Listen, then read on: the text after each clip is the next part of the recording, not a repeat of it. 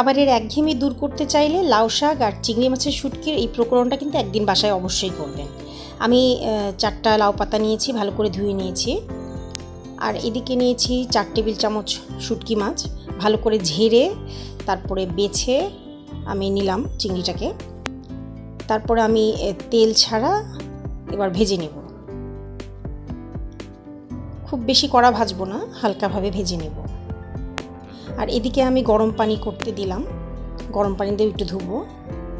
তো চিংড়িটা ভাজা হয়ে গেছে, তো এখন ঠান্ডা পানি দিয়ে 2-3 বার ধুয়ে নেব।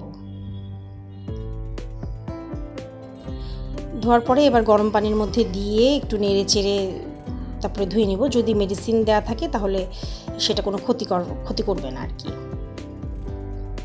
তা আমি এবার তুলে নিচ্ছি। এবার এদিকে নিয়ে নিচ্ছি 3টা কাঁচামরিচ, ঝালটা আপনাদের পছন্দের উপরে, একটা বড় পেঁয়াজ, মিডিয়াম সাইজের পেঁয়াজ, একটা মিডিয়াম সাইজের রসুন আর চিংড়ি মাছগুলো নিয়ে নিলাম। নিয়ে এবার এটাকে ব্লেন্ড করে নেব এবার।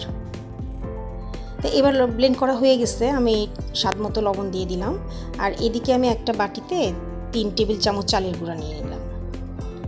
নিয়ে এখানে একদম সামান্য লবণ দিলাম, সামান্য একটু হলুদ দিলাম রঙের জন্য, কালারটা ভালো হবে। তারপর পানি দিয়ে গুলে নিচ্ছি, একটু দরদরা করে গুলে নিচ্ছি। এই যে এরকমটা করলাম যেন গায়ের সঙ্গে লেগে থাকে আর কি। এবার একটা পাতা নিয়ে পাতার উপরে আমি ভর্তাটাকে আমি 4 ভাগ করে নিলাম, যেহেতু আমার 4টা পাতা করে নিয়ে আমি একটা পাতায় এভাবে দিয়ে ভাঁজ করে নিচ্ছি। যতটা সুন্দর করা যায়, খুব বেশি সুন্দর করা যাচ্ছে না, এভাবে একে একে সবগুলো আমি মুড়ে নিচ্ছি। এরপর আমি ওই গোলাটার মধ্যে একটা করে ডুবাই নিচ্ছি, মানে ভালো মতো গায়ে লাগাই নিয়ে তেলে দিয়ে দিচ্ছি। তেলটা গরম হয়ে যাওয়ার পরে এভাবে ভিজিয়ে নিচ্ছি। একটু নেড়ে চেড়ে উল্টো পাল্টে দিতে হবে। এটা কিন্তু খেতে খুবই মজা লাগে। মাঝে মাঝে যদি কোনো কিছু খেতে ভালো না লাগে তাহলে হাতের কাছে যদি এই জিনিসগুলো থাকে ঝটপট করে নেওয়া যায়, কোনো ঝামেলা না, অল্প সময়ে হয়ে যায়।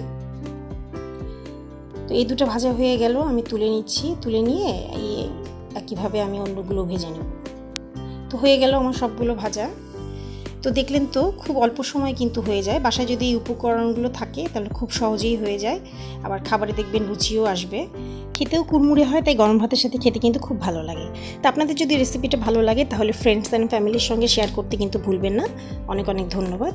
খোদা হাফেজ।